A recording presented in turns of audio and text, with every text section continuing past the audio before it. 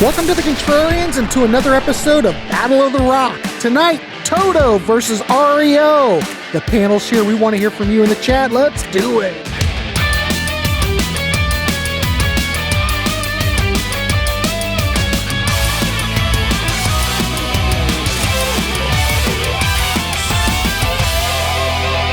Welcome to the Contrarians and to another new episode, ladies and gentlemen, of Battle of the Rock. Tonight, we are taking a look at Toto IV from 1982 and REO Speedwagon, High Infidelity from 1980. Look at this panel. We've got Keith, we've got Todd, we've got Bill. We may have Andrew here. We'll see if he pops in, we'll just work him in. But gentlemen, how are you tonight? You ready to talk some, I guess we're talking AOR. So sure. We could call it Battle of the AOR. Call it Battle of the Rock. So anyway, we're going to go around. We're going to get everybody's take on it, what they like, what they don't like. We're going to start out with Toto IV first. And I'm going to start out with Keith and then go to Todd and then Bill and then myself. Tell me what you like, what you don't like, and your score out of 10. And then we're going to compile this and we're just going to see where we land. I don't know which one will fare out better, but that's what's fun in this process. Keith, why don't you start us out? What's your whole thought on Toto IV? Okay, Toto IV wasn't really in my wheelhouse during its big period of popularity or its as a current release. That record really lived through the whole decade. And when I finished up school and started my first commercial radio job, I was desperate for a job, and I had to take the first thing that came along, and it wasn't exactly the rock format. It was an adult contemporary format that in the 80s there was a format called light rock. Yacht rock. It was it's become yacht rock now, really, Keith. In the 80s, though, it was all the know. former 70s rockers that went pop, like, your Phil Collins and Steve Winwood and that kind of stuff. And which I was okay with that. It wasn't exactly what I was about in those years, but things could have been worse. It could have been pure top 40 pop music. But I was in high school during the first round when it was released, and but it just wasn't out there. I think it's a little bit of a stretch to call it an AOR record. It was really, I don't know that any rock stations were really touching that record. It was much more of an adult thing. Toto had some initial rock success with the debut record, had a couple rock tracks. And then they kind of Hydra really didn't get 99, got a little bit of airplay, and then they kind of faded. This record did bring them back, but brought them back to a different audience. It's a really good record. I like it a lot. Song for song, I'd say probably 6 out of the 10 songs I really like. It opens out with Rosanna, which is just an okay song for me. It had its popularity, whether it was popular because of the whole, depending on who you talk to in the band, it was written about Rosanna Arquette, although some say no, it wasn't. It was just, the name just fit. But she was, popular at the time. But then the album starts to cook. Make Believe is a really, really good song. I think it should have been the opener. I think it kicks ass a little more than Rosanna. I think it would have made it a good opener. Then they get into what one of the best songs, here is the ballad, I Won't Hold You Back. That's another really good one that I like. There's a song on here called Good For You. And Grant might be familiar with this, but when I hear this, I think of I Could Be Good For You from 707, because The lyric is very similar, and Mhm. if you listen to that, even the tone, I don't. Toto has three or four different singers. I don't know the band well enough to know which guy was singing which song, but it reminds when I hear that, I can't disconnect from that 707 rock song from I believe it was 78 or 79. Yeah, I think, yeah, right. I think I think that was 78. I don't know off the top of my head. And the album continues on strong. It's a feeling, afraid of love, really brings in, uh, turns up the guitars. There's a tune on there, Lovers in the Night is really good. And then the album kind of drops off for me. We Made It and Waiting for Your Love kind of has a jazzy feel to it. That one just doesn't do much for me, and it wraps up with Africa. But for the most part, it's strong. Going back this last week or so and really jamming on these records made me realize just how much I really do like this record. If I have to give it a rating, I would give it a 6. Oh, And okay. I don't find that to be a bad rating. That to me is good. I think people overrate records. Some of my all-time favorite records, I wouldn't give a 10. You know what I mean? Uh, I think a lot of people are much more generous than me. To me, a 6 is still a very No, that's a good record. so. Yeah, I don't think that this record's a perfect album by any means, Yeah. you know, but six is fine. I want everybody to be honest on this. That's why we're here. We're here to turn you on to stuff because there might be people here that don't know these records. Maybe you know them, we know them, but you never know who's watching. So, okay, a six. I'll accept that. All right. Thank you, Keith. Todd, what's your thoughts on Toto 4? Okay. I've done a couple of videos where I've ranked Toto albums, or at least one, We ranked them. We yeah, ranked the song. Did we do? What did we do? Song? I've ranked them at some point, I don't but remember what we did. We did but it uh, something. I I have made it known that this is not my favorite Toto album. But I think that this album is very, very good. It's a very high quality record. It's a record that I pull out of my collection very often, and part of the reason why I pull it out so often is because you've heard that thing about, do audiophiles like to listen to music or do they like to listen to their gear? And the answer to that is yes. And I pull this record out because it sounds good. So it may be the Toto album that I listen to the most often, even though it may not necessarily be my favorite. But I'll go ahead and say right off at the beginning that I feel like before I heap praise on it, which I will, that I there are a couple of songs in this album. I don't like to use the word filler because I think it's disrespectful. But there are a couple of tracks on here that I've always thought were considerably weaker than the rest, and they're good for you, and we made it. I'm coming around to those songs. I used to put Afraid of Love in that category, and I've warmed up to that one. But that's one of the reasons why I don't consider it to be the best Toto album, because I think that there are albums where they hit more consistently track by track. But starting with Rosanna, the way this is, I mean, this record is self-produced, but with the help of some pretty talented studio guys. And the way that Steve Lukather's voice kind of sparkles the very first time he says Rosanna is really spectacular, and it's really the way to tell whether or not you've got a good turntable or a good cartridge or a good set of speakers is if you hear that sparkle and it makes you go, wow, that's a really well recorded vocal. Then you know you've got something. I love Rosanna because I usually say that I don't like songs that are named after girls, with the exception of Toto songs.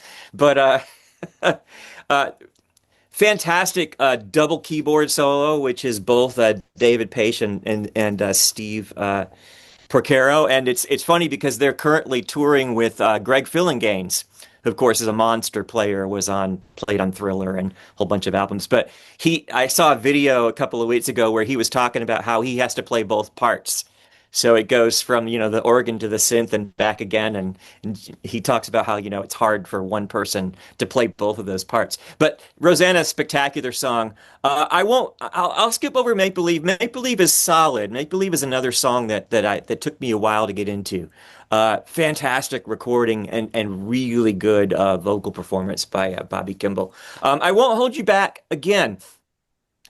I Won't Hold You Back is probably, I mean, it's a masterpiece of engineering, and the string arrangement is absolutely beautiful. I think that there are Steve Lukather ballads in Toto that are better songs. I think How Does It Feel from Isolation is a better song. And I think I'll Be Over You from Fahrenheit is a better song, melodically speaking. The chorus of I Won't Hold You Back doesn't really go anywhere for me. But a spectacular recording. I've already mentioned "Good for You." "It's a Feeling" is great. I know that Grant's probably going to talk about this song too. I think it's I Steve love that Porcaro's best song. song. Yeah, really cool keyboard arrangement. Yeah, it's a great. I think "It's a Feeling" is one of the all-time best side one closers. Uh, just excellent.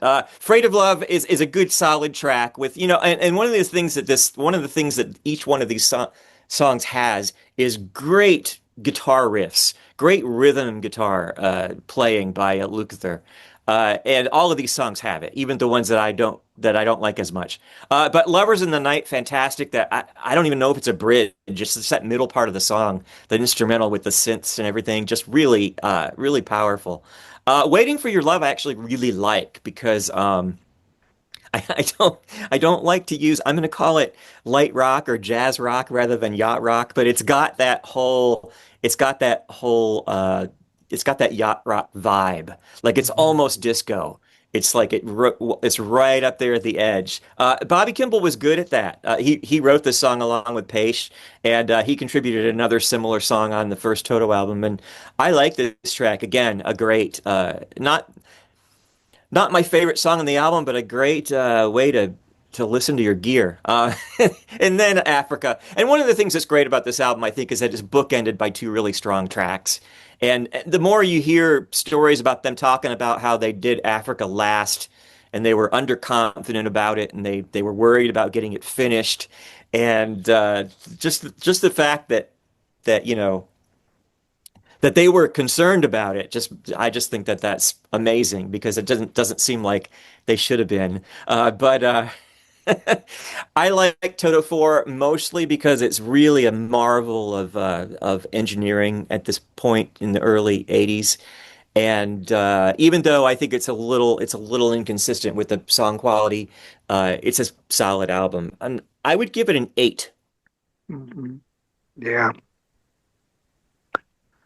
Um, all right, I just looked it up. It was a year ago, Todd. A year ago on June 24th when it premiered, we did top 10 tracks of Toto with you, me, and Eric in the Hmm. Warehouse. And then in May 17th, we ranked the albums With with Tim Tim Derling, Derling. right? So Yeah. we did two Toto things like back to back Yeah. because I thought, my God, people are so. We did the show. We're on a tangent. We did that show and it just went crazy in views. So And I should have watched it to see what I yeah, ranked I don't for. remember what I I want ranked. to say it was fourth, third or fourth, maybe. Look at that. It's got, well, for my channel, it's good. It's up to 3.2K, which is good. It's But it pretty good. took off. I remember, Todd, it just kind of went up to 1,000 like really fast. I went, well, we better rank the tracks too. And that did really great stuff. So, Both of you know, those were a lot of fun. it was Yeah. great fun, but this just goes to show you still how Toto has a big fan base. People are interested in this band. So, And I feel like I spent decades trying to defend them to people. Oh, Toto is a better band than you think they are. well, I feel think like about I it. feel like I spent a big chunk of my life trying to convince people. You know what I find, we're on a tangent, but what I find odd, if you would like read Rolling Stone, I always bring this up, but I can't help it. It's true. Toto were never the critics' darlings. Either were REO. And Yeah, I right. don't remember I think Toto 4 maybe got I don't remember what the record guy gave it. Maybe 3 out of 4.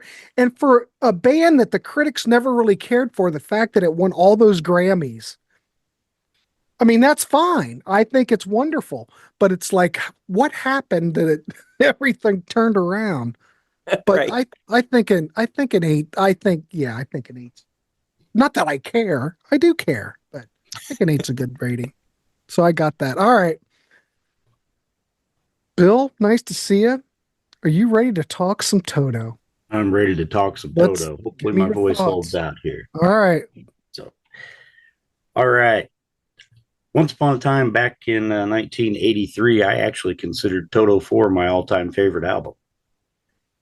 Go. It is nowhere near there at that point in time. I do still like it quite a bit, but it's dropped considerably since 1983. So much more competition.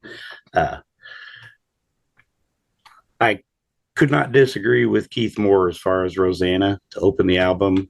I think Rosanna is probably the best song on either one of these albums, and it's probably the best Toto song, period. Though I do agree with Todd that this is not their best album. I think this era is my favorite series of Toto albums. The Talk about albums that sound good. Yeah. Wow. Yeah, all those records sound really good. Even that, we looked at that whole catalog, even the Frontiers album. It's eluding me. What was it, 20? 14. 14. God, I knew it was a number. Even that records, all of them are well engineered. Yeah. Really top-notch stuff. Anyway. They just flew under the radar, though. Just most people, I don't think, even knew they existed. Not sadly. Those later records, which is really odd. But back to the album at hand, though. Toto IV. It's a song about Toto. Remember Toto? Yeah, that's it. All right. Yeah, I've always really, well, all right. I won't say always. When Rosanna first came out, it wasn't enough to make me buy the album. It didn't catch me at that time. It wasn't until later on, past Make Believe didn't do it. When Africa came out, I bought the single with Afraid of Love on the B-side. And then finally, I said, why not just get the whole album? And that's finally what put me over the edge there. But as the years went on, Rosanna grew on me greatly. It's almost art rock, like pop prog almost. It has so many sections to it. It's really cool. It's a very busy, detailed song for such a massive pop hit. And I like that about it quite a bit. I also like the shared vocal on it. And something I noticed here is Bobby, I think, is the best vocalist overall, and his prime anyway, that Toto has ever had. But he tended to get short shrift on the songs that he was given to sing.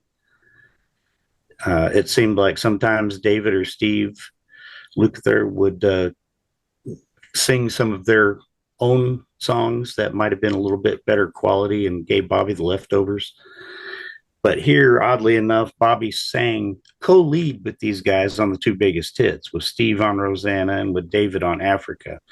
So take that for what it's worth. He was good enough to get a co-lead anyway. But yeah, the 4 songs that he actually has a lead on here, Good For You, We Made It, Waiting for Love, and Make Believe.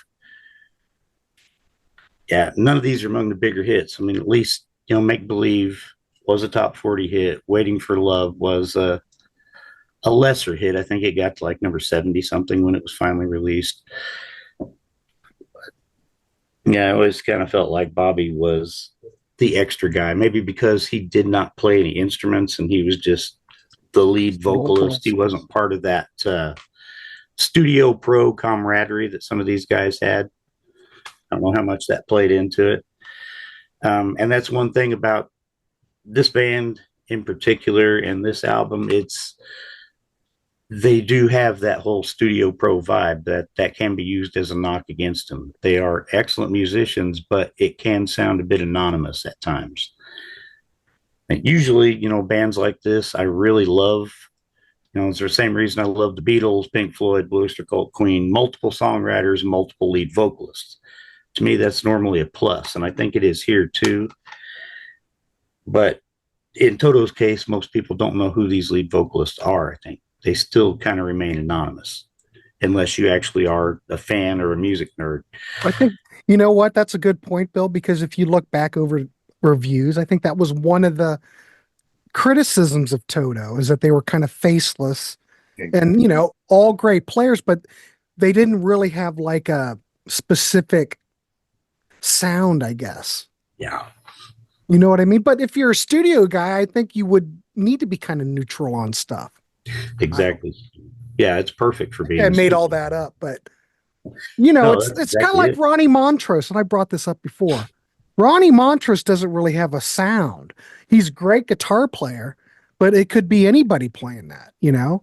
But Steve Lukather, you have to admit, he does have a certain his guitar sound. You can pick him out of any sessions. You could listen to like, I don't know, take your pick. Nicolette Larson, for God's sake. If he's playing guitar Leo on Nicolette, Sayer. Leo Sayer, Yeah. you can pick him out. He has a distinct tone, you know?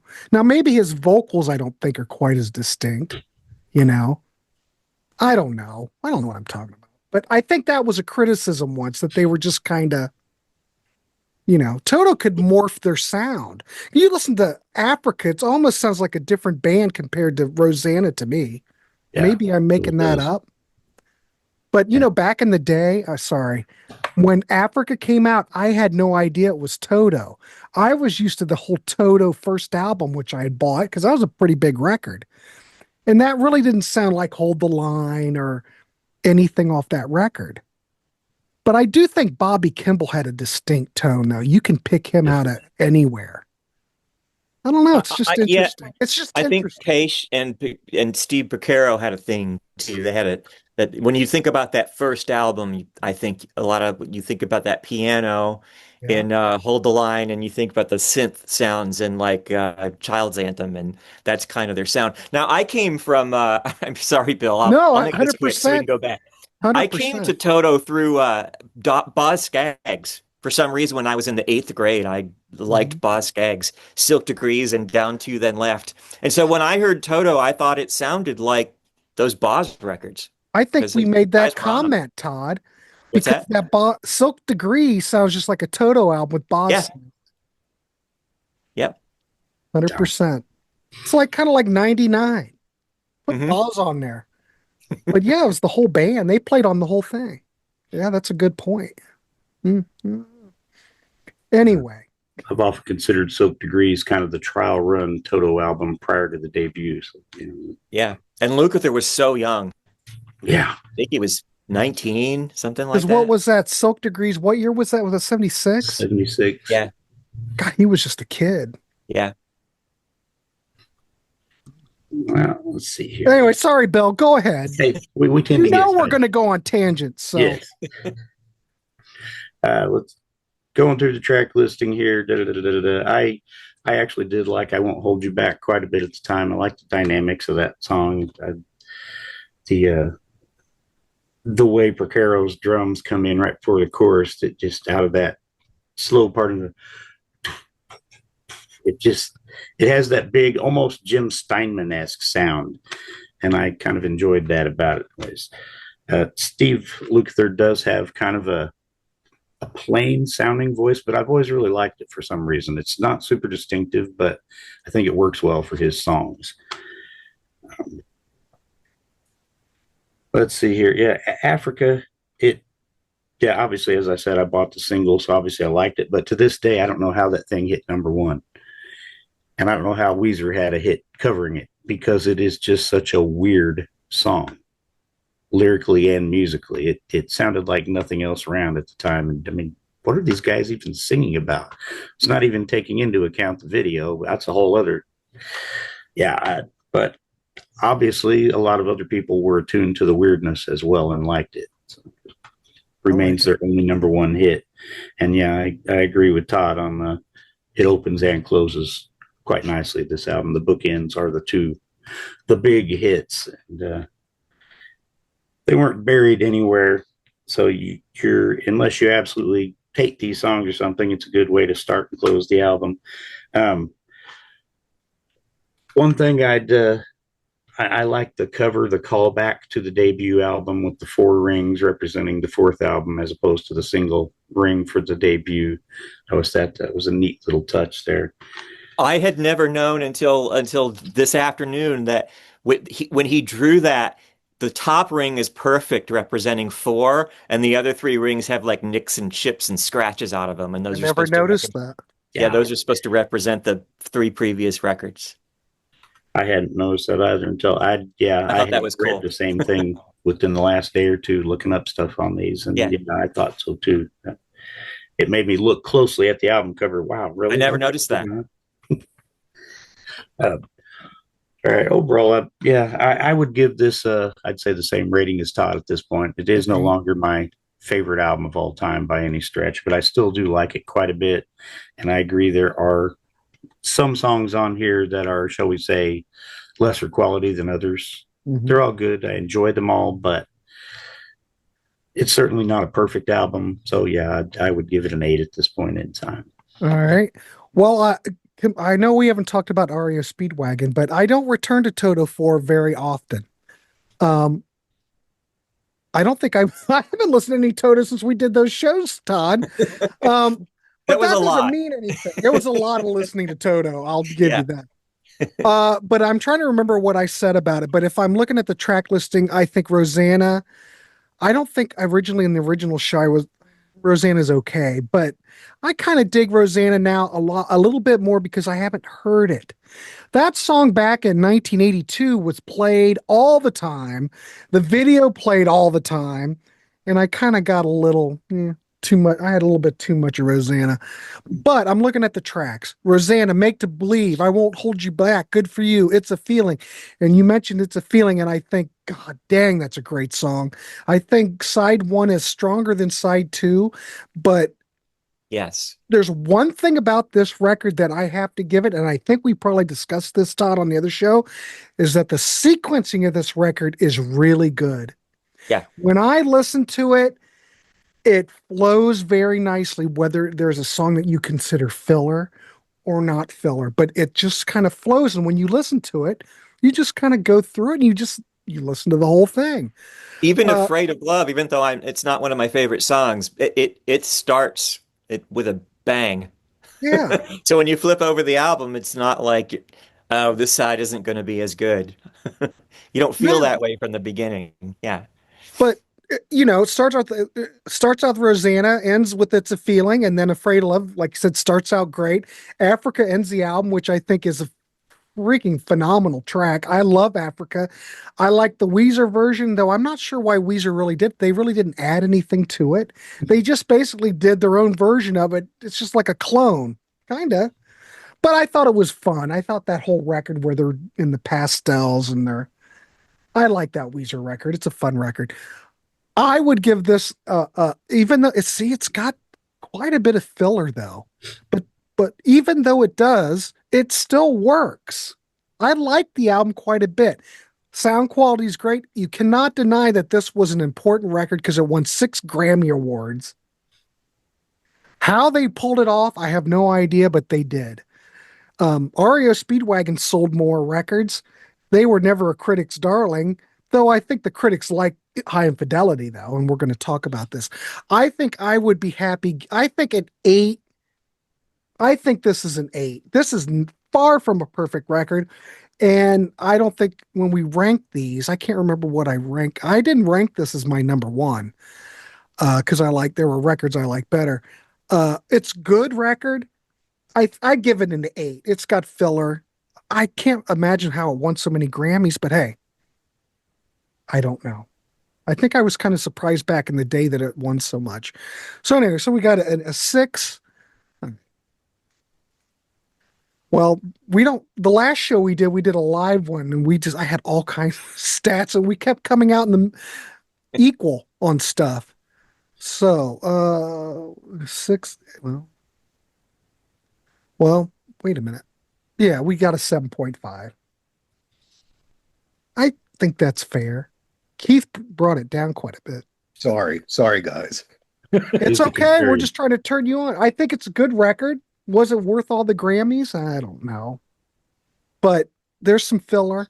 But if you were going to start out looking at Toto, you could start here, I think. Yeah, for sure. Yeah. We could start here. All right, our next record. All right, so remember that 7.5. Okay, our next record, we're looking at 1980s High Infidelity by REO Speedwagon. If anybody knows the story of this record, I know a lot more about this record than I do about the Toto record. This is kind of the same thing with Toto. I didn't bring it up. Toto's album was the same thing. The record company came to him and went, you know, boys, that last record didn't do all that hot. You know what? We really kind of need a hit. And this is the same situation. They were getting, I don't know, how far into this is their ninth album. They created 8 albums.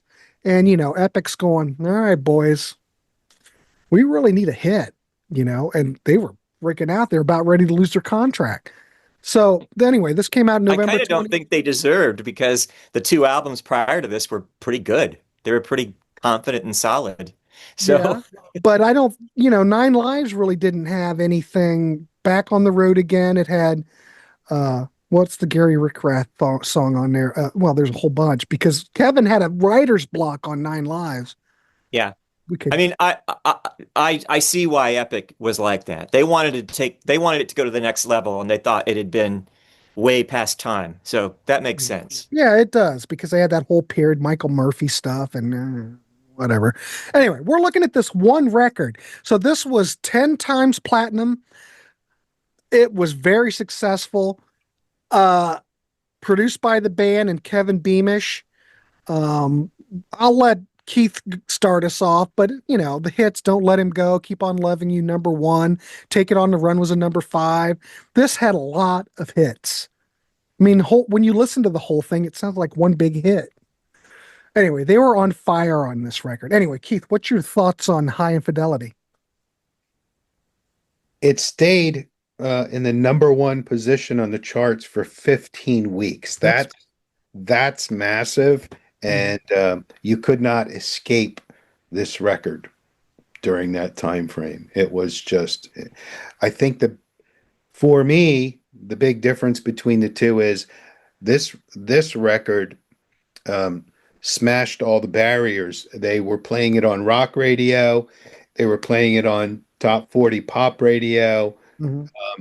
It hit all the formats. So it was everywhere. Another high school, it was a high school record. Huge difference in these 2 records for me personally. I think I've said this before regarding the good old days and high school and your friends and so on and so forth. If the weekend was upon us and you asked someone to go out, whether it was a true date or you're just hanging with your friends, if you had a girl in the car with you, you didn't say, so what would you like to listen to? The latest Judas Priest or Iron Maiden? That's going to get an icy response, So there was certain records or, that you kind of put up with that maybe weren't exactly in your wheelhouse. This is one of those huge records that this was big with the ladies. And so, the saving grace to REO for those us rockers was Gary Richrath. He was kind of everyone knew his guitar playing was pretty damn good. So this one was so much bigger in my world at that time because one of my female friends, she was all in on this, and she, kind of got me hooked on that sort of stuff.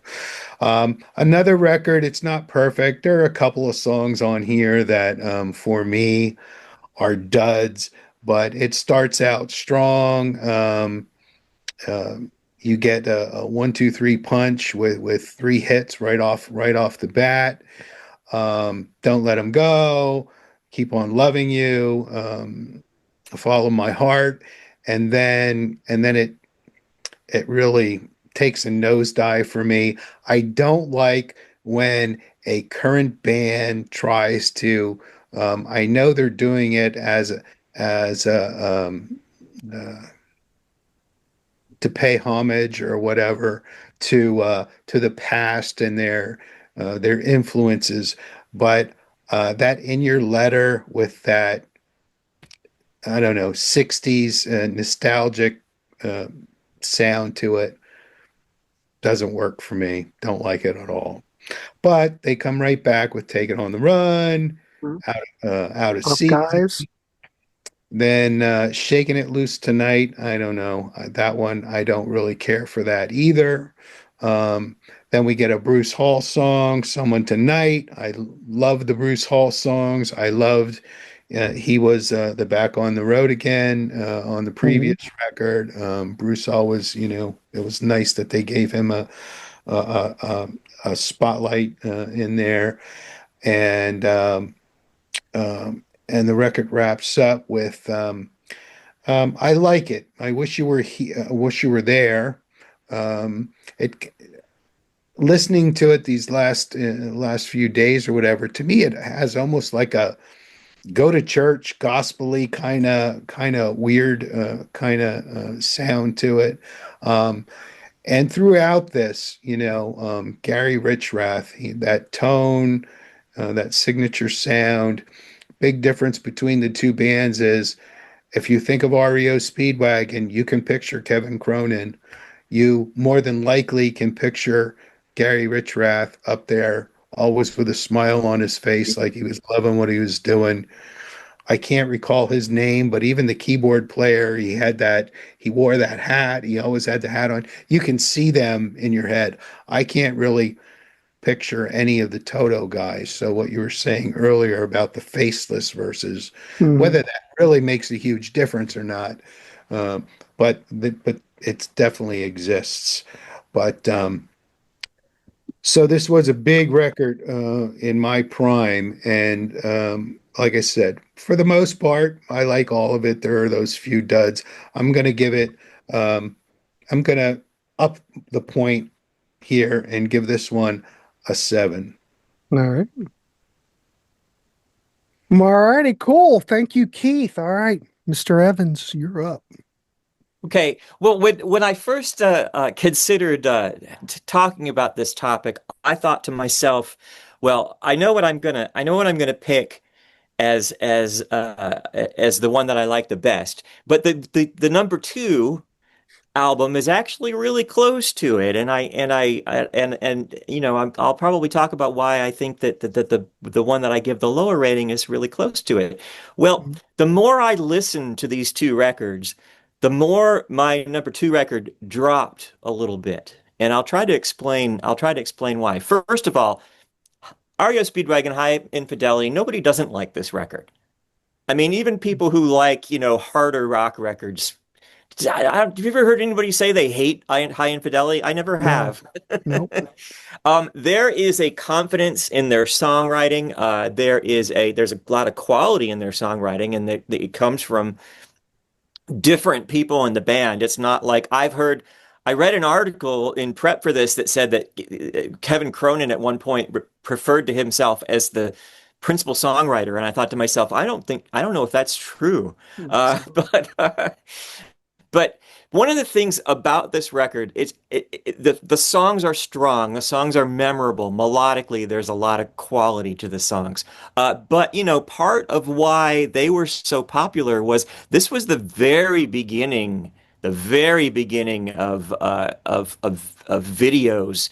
A lot of people seeing videos. And there was a thing about Kevin Cronin. Everybody knew exactly what he looked like. He was kind of weird looking, and he had those tight curls, and he wore the white jackets. And there was something you know, there was something about him that you could just automatically identify and say, oh, REO Speedwagon, like Keith was saying, and Right. that's something that they really had. And then you think about these songs that are all very much non-gender specific as far as who they're for. They seem to be women like them a lot, these songs, but they don't. They also are rock songs. I mean, like Keep on Loving You and even Keep on Loving You and Take It on the Run they're rock songs. They're ballads, but they've got guitar solos, and so there's something about them that are kind of universally appealing. And like Keith was saying, side one is really, really strong. One thing that I will say about this record is I don't think it sounds very good. Um, it's a little grating, and if you listen to it, especially at a high volume or with headphones on, it gets a little tiring. I think it was engineered to be successful on the radio, and if that was the main thing they were going for, they nailed it because it's got that kind of a sound that you instantly go, "Oh, it's REO." And There's a lot of reverb on it. Let's there see. is. There is. And on all the instruments too, on the piano especially, there's just a lot. The piano just has a lot of presence. Really, really good vocal performances. They're heartfelt. You know, I had it in my head that I thought that the lyrics of this album were kind of cheesy and cringy, but after listening to it for a couple of days, I don't really think so. I think it actually everything kind of comes across really, really nice and really strong. I kind of feel like Neil Doherty, the I hope I'm saying his name right, the Yeah. keyboardist, is Mhm. kind of the MVP here for a band that doesn't really, that doesn't really have. You don't think of Neil Doherty when you think of REO, but his performances on this record are really interesting. They're kind of nostalgic. They're very not, they're not the sound of the times. I mean, he's got an organ sound that's kind of nostalgic and his synth sounds are they don't necessarily seem like they're cutting edge or anything. But the guy has solos in your letter. He's got two. He's got a piano like a honky tonk piano solo followed by an organ solo, and the guy really kind of delivers. His playing and Don't Let Him Go is really, really cool. I actually Don't really like you it. find, Todd, that he seems to play what the song Yeah, requires? yeah, he He was really doesn't good at that. overplay, Yeah, he doesn't underplay, but his solos or his keyboard parts are very memorable and they fit the song perfectly. He yeah. really is like the MVP. He is, yeah. It's a good That's how, point. one of the impressions I always had about this album. Interesting thing about this record, it has a parallel with Toto IV. There's a guy, very successful songwriter named Tom Kelly, co-wrote two of these songs, "Follow My Heart" and "Out of Season," and he sings backup on Toto IV I think on the Tom first two Kelly tracks. sings on here. Does Richard Page sing background? One Yeah, of I think those two so. guys that always sang background Yeah, on everything. They yeah, were like yeah. on Richard Good Page is on Trouble. this, and Tom Kelly are both on this. Yeah, Yeah. But Yeah, you yeah, were Tom mentioning sang on Rosanna and Make Believe. yeah, yeah. but you were mentioning the production. Most of these were demos, and they just kind of where were Crystal Studios, I guess, which is just a demo studio. So that Mhm. might be why they sound the way they do, but they couldn't improve on the demos. So they basically, They're made for radio. I wouldn't have changed them either. I mean, I'm not crazy about the drum sound. I feel like they did that a lot then. I feel like there's distortion on the drums and the vocals on purpose to make them sound bigger, and that was a thing that bands did then. And I mean, it I don't fits fault them right, for it. Todd. It fits right in with the time. It I does, mean, you yeah, listen to it when it came out. Of course, we played this to death. yeah. Didn't think twice about it, Yeah. you know. I think side two of this record, it's perceived that it's weaker than side one because it doesn't have any hits on it. But I don't think it's a weak side. I think that Out of Season is a really fantastic song. Nobody ever talks about that song. I think it's a really good song. I think Tom Kelly added something to that song because when you listen to it, you think, oh, that they maybe had some help with this. But I think the Bruce Hall song is good. I feel like I Wish You Were There overstays its welcome just a little bit. It's only 4:27, but by the time you get to about the 3 minute mark, I'm kind of done with it already. But this is a 34-minute album, I think. And Yeah. and so, I think it's a pretty strong record. I will say, and I hope Keith doesn't get too mad at me, when this album came out, I was not a fan of Gary Richrath because I thought he was one of those guitarists that spends too much time here at the top. And I was listening to like like post-punk and new wave, while these guys playing these really tasteful solos, Elliot Easton and stuff like that. And so that's one of the things about this album that I didn't really like. One of my least favorite solos of all time is Taken on the Run. Um, it's very good. I just don't like it. That's all right. That's So okay. I'm not a big fan of Rich Rath, although considering what happened to him in the band, I don't think that that was a smart move. Whether or not he left or it's been or he was fired, either way, I think there's some uncertainty there. I don't think it was a good move, and I really, even though he's not one of my favorite guitarists, I But think that I think he he had should have something. stayed. I agree, but Yeah, they were probably all messed up by that point. But great he wasn't songwriter though. equal. Well, by the end of the band or by the end of his tenure, he wasn't doing very much. No, But back all through the, High Infidelity, Good Trouble, Wheels are Turning, anything before, and I he like was all like, those. he was one of the main songwriters. He's always been the main songwriter. Yeah, One of them. yeah. So, Well, I mean, Golden Country, he's got a lot of early songs that are really, really, really good. like So, an anthem. Golden so Country's like an don't think anthem. I'm being I don't mean to sound too harsh. I'm not crazy about him as a lead guitarist, but I think he's a good songwriter. yeah, I think he's a very good Yeah, songwriter. he and Kevin together, And they're better with him than without him for sure. 100%, Yeah. 100%. But All right. I would give this record a I think I'm gonna I thought about 6.5. I think I'm gonna give it a 7. Okay. You can't deny that they made something with legs that was really, Oh, I think that this is their masterpiece, if that you yeah. want to call that. I don't know if you guys remember this, but back in the day when everybody had, I'm really going to date myself with this, when everybody had record changers, everybody had those all-in-one stereos with the record changer on the top, and you could pick up the arm and move it over, and it would just play whatever side, just pick it up and start playing it again, and you could just play it forever.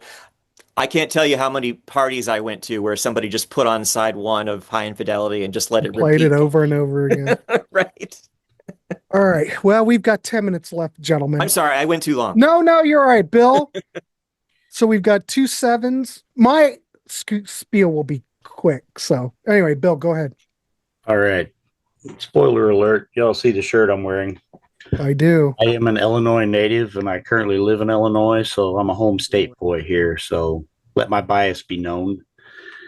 And that's one thing I want to point out, the difference. We talked about, Toto being kind of these faceless, studio pros. All these guys in REO, they knew each other. It was part of that Champaign scene, which is where my stepdad was raised. He used to see them back before they hit it big around the local clubs and everything. And his sister is named Darla, much like Darla Hood, who helps intro Tough Guys. Coincidence? I think not. All right. So, yeah, I think them being local players in, here, literally in the heartland here, that is serious farm country around Champaign. That little college town there is surrounded by farmland. So, these were a bunch of Midwest country boys, basically. They all played together in local bands. I mean, even Tom Kelly, he was a local guy. Oh, I didn't know that. Which is how they knew that. They knew him, and why Kevin called him in when they got near the end of the album process and needed a little extra help. Bruce Hall, he didn't join the band until much later, of course, but they knew him from way back when, and they knew he was a songwriter and a singer because he used to front his own band in the Champaign area. So he was actually the lead guy at one time. Well, he wrote a song, Bill, for one of those Michael Murphy ones. I can't remember what, but they'd used one of his songs too. So he's been around. As far as the sound of the album, I actually like that. I had even put on here that the too much reverb is a good thing in this case. I don't think it would work with every album. I have these certain albums that they're produced weirdly. They have an odd sound to them. I think this is how High Infidelity needs to sound. And as far as Gary, to me, Gary versus Steve Lukather, I'll pick Gary for the same reason I'd pick David Gilmour over Steve Vai. Gary has this tone, this gorgeous tone that I've always appreciated. Whether he was ripping it up in the '70s on all their rock songs, or doing these beautiful leads on High Infidelity, I think his guitar sounds amazing on this album. So we're very different on regarding Gary's guitar on this album, Todd. I think he's a very unsung hero, frankly, among guitar players. Is he as good as Lukather? Obviously not. Luke's better than most. I mean, let's keep it real. He can do pretty much anything.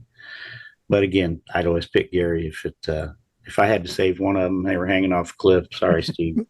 Steve has to go. It's pretty bad because Gary's already dead. Wow, that's really harsh. Sorry, Steve. Man, that is And fun. Steve's younger than some of these guys, so he'll be all right. Yeah, he'll survive. Let's see here. Another little tidbit, the Illinois connection, Chicago member and Illinois resident James Pankow played trombone on Rosanna. So another connection between the albums. It's tenuous, but I'm grasping whatever straws I can find. I'm trying to pick through my notes because I had these set up originally to compare them side by side. Oh, well, sorry. Grant threw my game off with the well, format.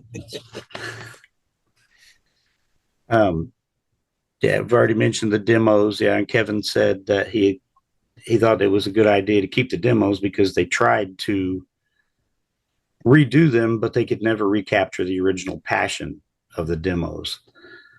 So, yeah, I agree. It was a good thing that they kept the demos in that case. It ain't broke. Yeah, ain't broke. Exactly. Now, REO, I think, tend to get thrown in. We got a lot of Illinois bands get no respect. Styx, Chicago, Dan Fogelberg. Critics hate these people. So, again, the home state boys giving REO some credit. And that will somewhat reflect my rating, but the bias is minimal. I also would disagree with Todd on I Wish You Were There. I think that's my favorite song on the album. And to me, it could go on and on. It could be twice as long, and I would still enjoy it. I love singing along with this song. When I have a voice, I couldn't sing along with it at Not the moment. tonight. Not tonight. No, I hurt myself tonight. Frankly, I think I Wish You Were There should have been a single. But I'm not working for the record company, so they didn't ask me. Because I think it's a strong ender. I think it matches Africa as a very strong closing song. I'm going to say overall, Toto kind of sounds like it's all over the map on Toto IV. Again, it could be any number of different bands here. No, I know the members, I know the band, I know what they sound like, but I'm talking for a general audience, really. REO, again, back to that growing up in the same area, that Midwest small town type vibe, everybody playing together. They sound like a band, and a band of guys that has known each other for a long time and has played together in this band. I mean, you could say Toto was similar in a way because they played on so many studio sessions together over the years, but it's a whole different vibe than growing up and playing in local clubs. That camaraderie is a different sort of thing, I think. And that sound shows up to me. Maybe it's just my imagination, but I really think there's something to that. So I'm going to give, not just because of my bias, mind you, I was joking around a little bit about that, though I do have that bias. Strictly for my enjoyment of this after all these years, I'm going to give High Infidelity a 9. All right. I was tempted to even go 9.5, but I'm going to leave a little room there. Right. I think the song sounds as good as ever. The album sounds as good as ever. All right. All right. Here's my take on it real quick. Good. All right. This is one of my all-time favorite albums of all time. We used to shoot the loop in beautiful Marion, Ohio in a 78, 79 Monte Carlo, and we would play Journey Escape and High Infidelity over and over and over and over. It's ingrained in my mind. I like the production. Yeah, it could maybe be a little bit tinny, but I don't mind all the reverb. But man, when I listen to it, I just go, Jesus. But that's all right. I don't care. The songs are great. The production's fine. It's 1980 production. I love it. I love every track. I like the sequencing. I think this is top notch. Some of the rock and roll fans that like REO are going to bitch about it because it's kind of, this is where they're not, they're becoming commercial. Whatever. It's a great record. I'm going 10. I'm giving it a 10 because I still pull this out all the time and listen to it. I love everything about it. I think it's a great record. It's just the way it is. All right. That was quick. All right. So we have a 7.5 and we have an 8.25. So in tonight's Battle of the Rock, REO Speedwagon High Infidelity wins. So there you go. We want to know what you think in the comments. Which album do you like better? What's your rating out of 10? We want to know. We do want to know. All right, boys, I got to wrap this up. So anyway, if you'd like to be on these shows, we'd love to have you. We have a Ko-fi, buy us a pint or a cup of coffee. We have a Patreon, support us that way. If you're in the Patreon, Martin's been very busy and he's been cranking out videos, and Marco and I can barely keep up. So Martin's been very busy. So please support us that. If you can't do that, you can always give us a donation, but we are here just to talk music and to turn you on to stuff. So on behalf of the Contrarians, I want to thank Keith, Todd, and Bill tonight. What's next on the Contrarians? Something. Just check daily. Martin's putting something up every day. All right, boys, I got to go. Thanks for doing this show. We will see you on the next one, everybody.